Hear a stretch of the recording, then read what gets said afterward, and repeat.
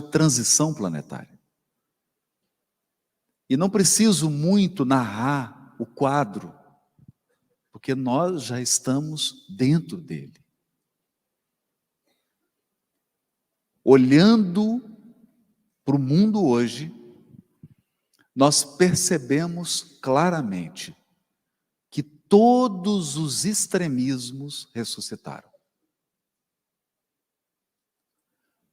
Toda a violência que nós apenas líamos nos romances, agora assistimos minuto a minuto na tela da televisão. Todo tipo de preconceito e absoluto desrespeito ao ser humano pode ser presenciado por nós.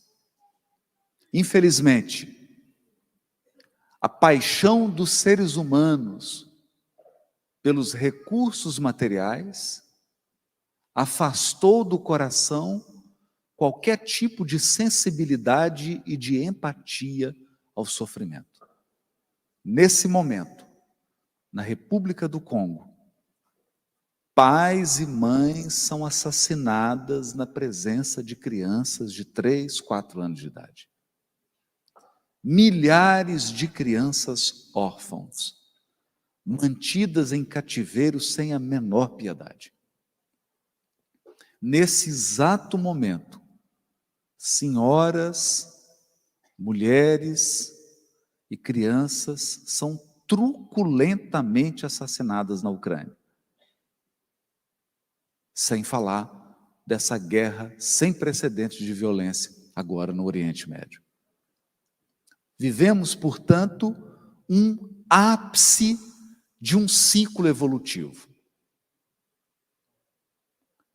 E nesse momento, nós, especialmente nós, iluminados pela doutrina espírita, precisamos voltar a nossa atenção e o nosso coração para a figura do nosso modelo e guia.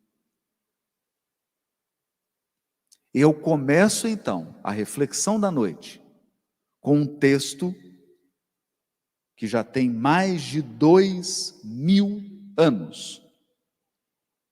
Capítulo 24 do Evangelho de Mateus, o sermão profético. Veja o que nos disse Jesus há mais de 2000 anos atrás.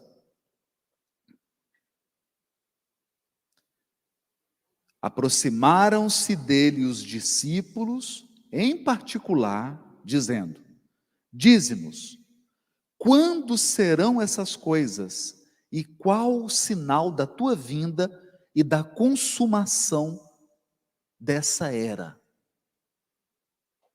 Esse é o texto. Em resposta, Jesus lhes disse: vede que ninguém vos engane.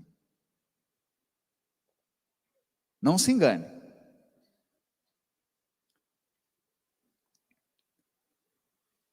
Pois muitos virão em meu nome dizendo: eu sou o Cristo, e enganarão a muitos.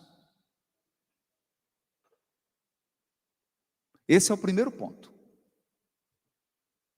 Questão 625 de O Livro dos Espíritos. Qual é nosso modelo de conduta? Está escrito Jesus. Mas hoje, Jesus não é o modelo de conduta para muitas pessoas. E, infelizmente, Jesus não é o modelo de conduta para todos os espíritas. Mesmo os espíritas elegeram outros modelos. Escolheram outros seres humanos para seguir. Escolheram outros exemplos para mirar. Hoje, quem grita mais alto, quem bate mais forte, quem agride mais veloz, geralmente é o mais aplaudido.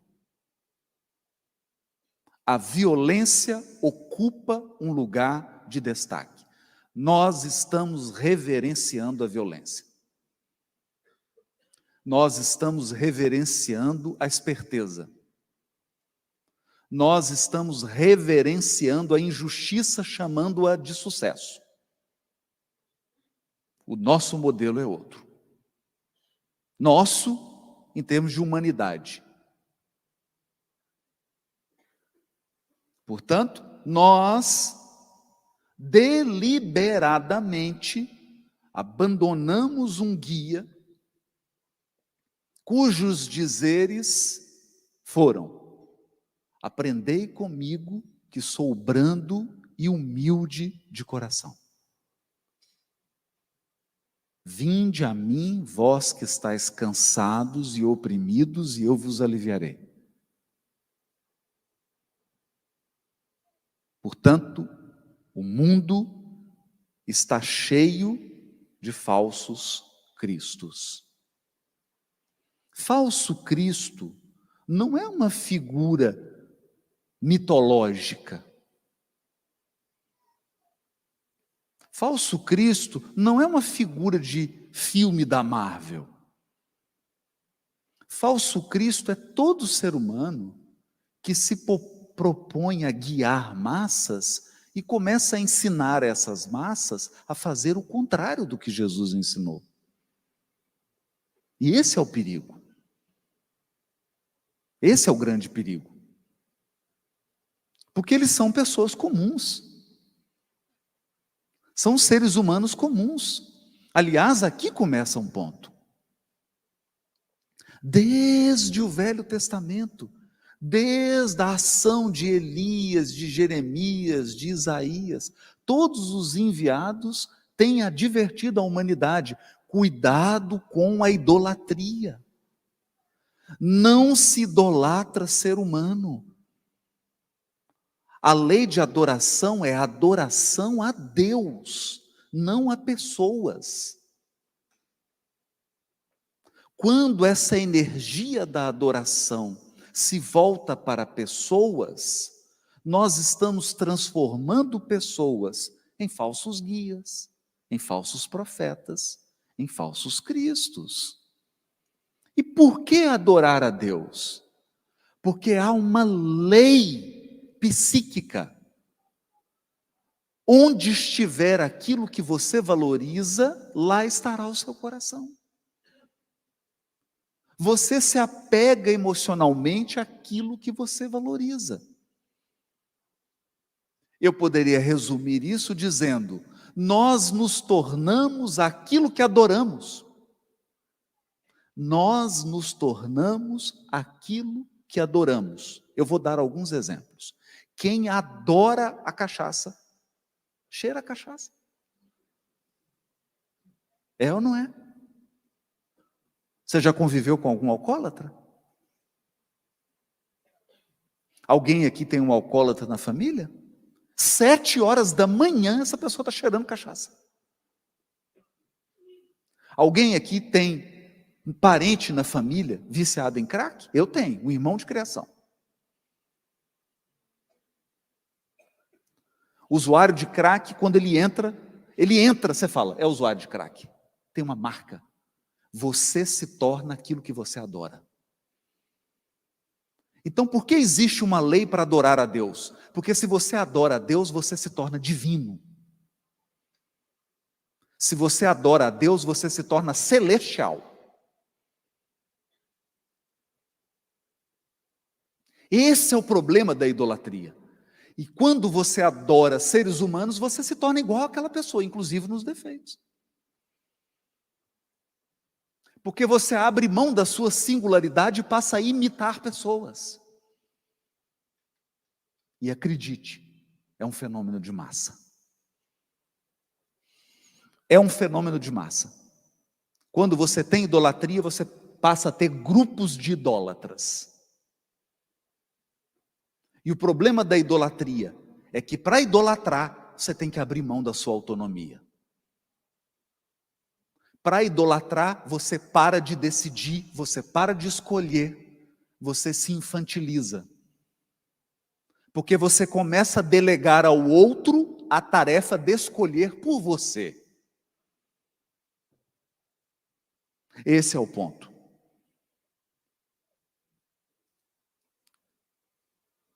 Vede que ninguém vos engane, pois muitos virão em meu nome, dizendo, eu sou o Cristo. O que significa isso? O que Jesus estava dizendo? Que as maiores deturpações viriam em nome dele, usando o nome do Cristo para fazer o contrário do que o Cristo ensinou. Essa é a marca da transição planetária. E aqui Jesus começa o sermão profético, que ninguém vos engane. Então, meus irmãos, nós temos que dizer isso, que ninguém te engane, que ninguém te engane. Conhece-se a árvore pelos seus frutos. Quer saber quem você está seguindo? Olha os frutos. Olha os frutos. E compara, porque nós sabemos exatamente como agiu Jesus. Nós sabemos claramente quais são os ensinos de Jesus. Se você não sabe, faz o seguinte, compra o livrinho Agenda Cristã, dá uma lida. Ali tem um resumo. Você vai saber exatamente o que você tem que fazer e o que você não tem que fazer. Exatamente. Mas Jesus continua. E estareis na iminência de ouvir de guerras e relato de guerras. Olhai, não vos alarmeis, pois é necessário acontecer essas coisas, mas ainda não é o fim.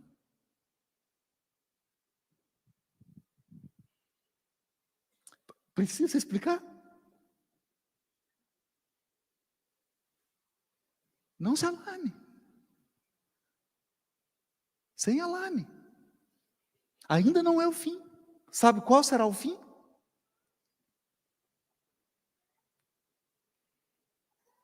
Versículo 14.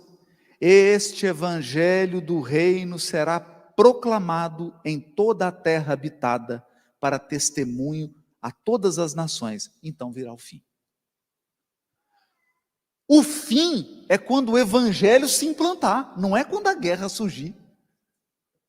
Então, guerra da Ucrânia, guerra no Oriente Médio e outras guerras que nós teremos em breve, são só o início.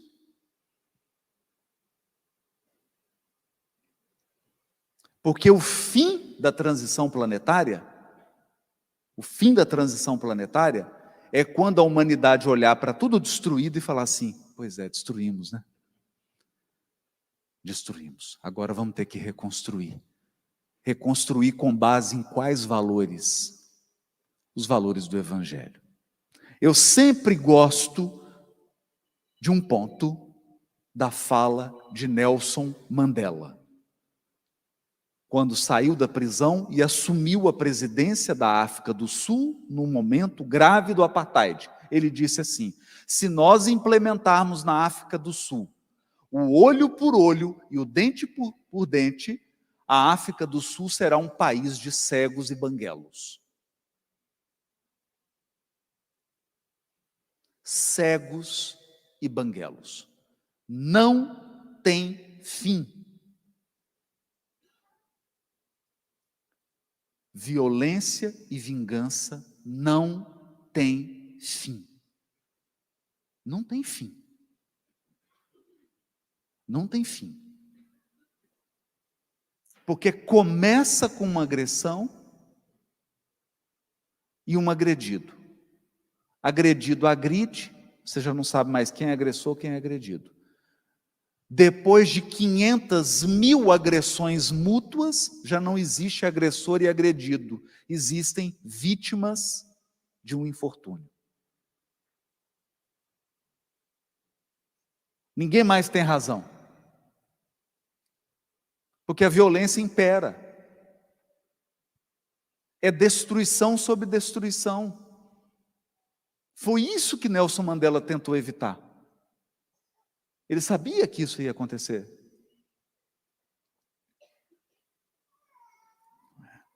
Bom, continuando. Muitos falsos profetas serão levantados e enganarão a muitos. E enganarão a muitos. O que é o falso profeta? O que é um profeta? Profeta é alguém que aponta caminho. Profeta é alguém que guia. E o falso profeta? Ele te leva para onde? Para onde que ele te leva? Para a destruição e para a morte. Para o preconceito. Para a violência. E por se multiplicar a iniquidade. Iniquidade. O que é iniquidade? Acabando a palestra hoje, liga num canal de televisão, num jornal, e vê o que está acontecendo agora. O que está acontecendo agora? Iniquidade. Perversidade. A iniquidade é quando o mal não tem mais vergonha de ser mal. O mal não se esconde mais. Ele anda à luz do dia. O mal agora tem perfil no Instagram. Tem seguidor e curtida. E o pior, tem curtida dos bons. Dos bons. Então o mal agora tem publicidade, divulgação. Não há mais vergonha no mal. Quando isso acontece, vira iniquidade. E por se multiplicar a iniquidade, o amor de muitos esfriará. Nosso amor esfriou. Nosso amor esfriou. Esse é o fenômeno mais marcante da transição planetária. A gente começa a duvidar na força do amor. Dá uma esfriada. Dá uma esfriada porque você começa a pensar assim, será que vale a pena ser bom? Será que vale a pena ser resignado? Será que vale a pena dar um sorriso? Será que vale a pena amparar alguém? Será que vale a pena eu me importar com outra pessoa?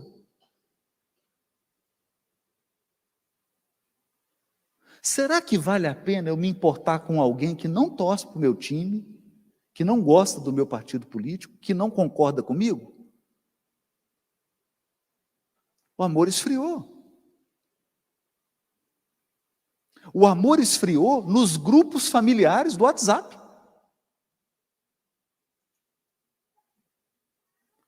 Porque a pessoa prefere brigar com um irmão do que abrir mão da sua opinião política, religiosa ou futebolística.